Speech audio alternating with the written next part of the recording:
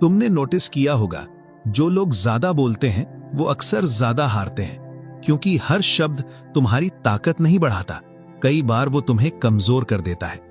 आज की दुनिया में लोग जीतना नहीं चाहते, लोग सुने जाना चाहते हैं, अपनी बात मनवाना चाहते हैं, अपना ईगो बचाना चाहते हैं, और इसी कोशिश में वो खुद को खो देते हैं। तुम किसी बहस को याद करो जहां तुम जीत सकते थे लेकिन तुम हार गए। क्यों? क्योंकि तुम चुप नहीं रह पाए। तुमने जवाब दिया, तुमने रिएक्ट किया, तुमने खुद को साबित करने की कोशिश की, और वहीं तुमने अपनी पावर दे दी। स्टोइक लोग एक बात बहुत गहराई से समझते थे, हर चीज का जवाब देना जरूरी नहीं होता। हर बात का रिएक्शन देना तुम्हारी मजबूरी दिखाता है, तुम्हारी ताकत नहीं। सोचो, अगर कोई तुम्हें प्रवोक करे और तुम बिल्कुल शांत रहो, ना गुस्सा, ना सफाई, ना एक्सप्लेनेशन, तो सामने वाला क्या महसूस करेगा? वो खुद अपने शब्दों में उलझ जाएगा, क्योंकि उसे तुम्हारी रिएक्शन चाहिए थी, तुम्हारी एनर्जी चाहिए थी, तुम्हारी अटेंशन चाहिए थी, और तुमने कुछ भी नहीं दिया। यही साइलेंस है। ये भागना नहीं है, ये डर नहीं है, ये कंट्रोल है, असली कंट्रोल। आज लोग समझते हैं कि स्ट्रांग वही है जो तुरंत जवाब दे सके, जो हर इंसल्ट का जवाब दे, जो हर मैसेज का रिप्लाई करे, लेकिन सच इसका उल्टा है। स्ट्रांग वो है जो डिसाइड करता है कब बोलना है और कब बिल्कुल नहीं, क्योंकि हर बार बोलना तुम्हें प्रिडिक्टेबल बना देता है, और जो इंसान प्रिडिक्टेबल हो जाए उसे कंट्रोल करना आसान हो जाता है। तुम्हें मैनिपुलेट करना आसान हो जाता है, तुम्हें ट्रिगर करना आसान हो जाता है, और यही आज हो रहा है। लोग तुम्हें ट्रिगर कर रहे हैं, तुम्हारे इमोशंस से खेल रहे हैं, और तुम हर बार रिएक्ट कर रहे हो, कभी गुस्से में, कभी दर्द में, कभी ईगो में। लेकिन एक बात समझ लो, जिस दिन तुमने रिएक्ट करना बंद कर दिया, उस दिन से लोग तुम्हें समझना बंद कर देंगे, क्योंकि उन्हें तुम्हारी आदत हो गई है, तुम्हारी आवाज की आदत, तुम्हारी सफाई की आदत, तुम्हारे एक्सप्लेन करने की आदत। और जब ये सब खत्म होता है, तब शुरू होती है असली ताकत, खामोशी। सिर्फ शब्दों की कमी नहीं होती, ये एक सिग्नल है, एक मैसेज जो बिना बोले दिया जाता है। मैं तुम्हारे खेल में नहीं हूं, मैं तुम्हारे लेवल पर नहीं आऊंगा, मैं खुद को साबित नहीं करूंगा। और ये मैसेज सबसे ज्यादा डिस्टर्ब करता है, क्योंकि सामने वाला तुम्हें पढ़ नहीं पाता, तुम्हें समझ नहीं पाता, और जब कोई तुम्हें समझ नहीं पाता, तब वो तुम्हें कंट्रोल भी नहीं कर पाता। यही वजह है कि स्टोइक थिंकर्स ने हमेशा साइलेंस को एक वेपन माना, एक ऐसा वेपन जिसे दिखाना नहीं पड़ता, बस इस्तेमाल करना आता है। तुम्हारी खामोशी तुम्हारी बाउंड्री बन जाती है, तुम्हारा कंट्रोल बन जाती है, और सबसे जरूरी, तुम्हारी रिस्पेक्ट बन जाती है। लेकिन ये इतना आसान नहीं है, क्योंकि इंसान की सबसे बड़ी कमजोरी है अपनी बात मनवाना, अपना पॉइंट प्रूव करना। तुम्हें लगता है अगर तुम चुप रहे तो लोग समझेंगे कि तुम कमजोर हो, लेकिन सच ये है, लोग वही देखते हैं जो तुम उन्हें दिखाते हो। अगर तुम हर बार एक्सप्लेन करते हो तो तुम खुद को छोटा बना रहे हो, अगर तुम हर बार डिफेंड करते हो तो तुम खुद को गिल्टी बना रहे हो, और अगर तुम हर बार रिएक्ट करते हो तो तुम खुद को उनके कंट्रोल में दे रहे हो। खामोशी इन तीनों से बाहर निकलने का रास्ता है, लेकिन यह रास्ता अकेला होता है। यहां कोई ताली नहीं बजाता, यहां कोई तुम्हें समझाता नहीं, यहां सिर्फ तुम होते हो और तुम्हारा कंट्रोल।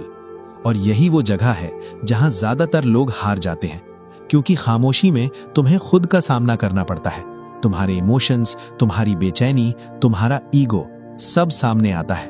और अगर तुम यहां टिक गए तो फिर दुनिया तुम्हें हिला नहीं सकती। लेकिन अगर तुम यहां भी रिएक्ट कर गए तो फिर फर्क ही क्या रह गया तुम में और बाकी सब में। यहीं से शुरू होती है वो असली लड़ाई, जहां सामने कोई और नहीं होता, सिर्फ तुम होते हो और तुम्हारी खामोशी। और जब ये लड़ाई शुरू होती है तो सबसे पहले टूटता है तुम्हारा अंदर का शोर, वही शोर जो हर समय तुम्हें कुछ बोलने के लिए उकसाता है। कुछ तो जवाब दे, चुप रहेगा तो लोग क्या सोचेंगे, उसे बता देना चाहिए।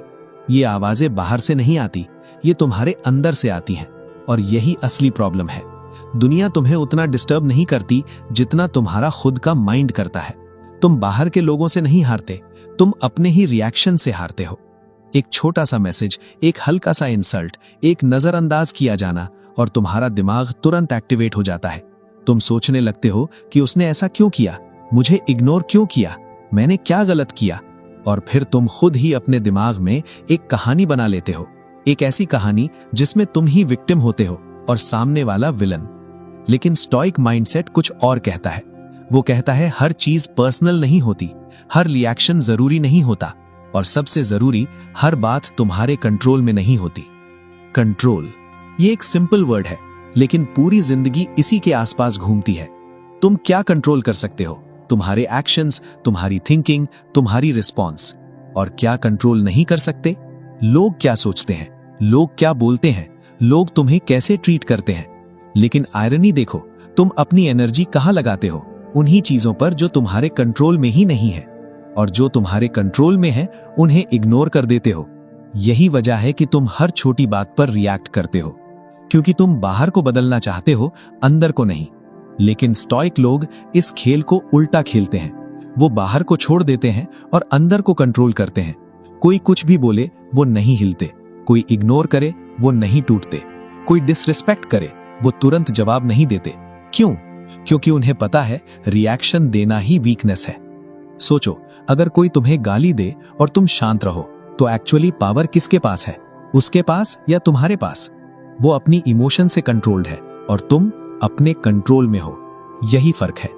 लेकिन ये समझना आसान है, करना मुश्किल, क्योंकि तुम्हारा ईगो तुम्हें चैन से बैठने नहीं देता। ईगो हमेशा लड़ना चाहता है, हमेशा जीतना चाहता है, हमेशा सही साबित होना चाहता है। और जैसे ही कोई तुम्हें चैलेंज करता है, तुम्हारा ईगो एक्टिवेट हो जाता है। फिर तुम लॉजिक से नहीं, इमोशन से काम करते हो। तुम प्रूफ करना चाहते हो, तुम डोमिनेट करना चाहते हो, तुम जीतना चाहते हो। लेकिन यहीं पर तुम हार जाते हो, क्योंकि जिस मोमेंट तुम प्रूव करने लगते हो, तुम ऑलरेडी नीचे आ चुके होते हो। तुम उस लेवल पर आ चुके होते हो जहां सामने वाला तुम्हें खींचना चाहता था और तुम खिंच गए। स्टोइक माइंडसेट एक और चीज सिखाता है, तुम्हें हर लड़ाई लड़नी ही नहीं है। कुछ लड़ाइयां जीतने के लिए नहीं होती, छोड़ने के लिए होती हैं। और जो इंसान ये समझ जाता है, वो अपने आप पावरफुल हो जाता है, क्योंकि वो सेलेक्टिव हो जाता है।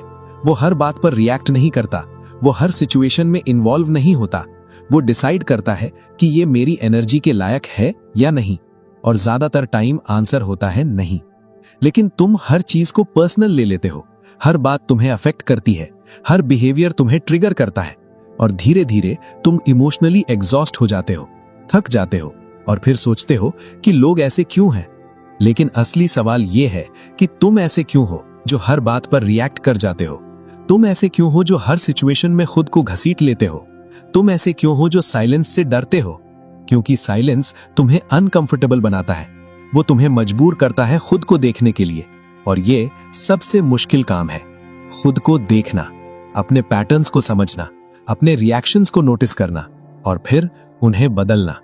ये कोई ओवरनाइट ट्रांसफॉर्मेशन नहीं है, ये एक डिसिप्लिन है, एक डेली प्रैक्टिस, जहां तुम हर बार रिएक्ट करने से पहले रुकते हो, सोचते हो, और फिर डिसाइड करते हो क्या सच में मुझे बोलना चाहिए या मेरी खामोशी ही काफी है।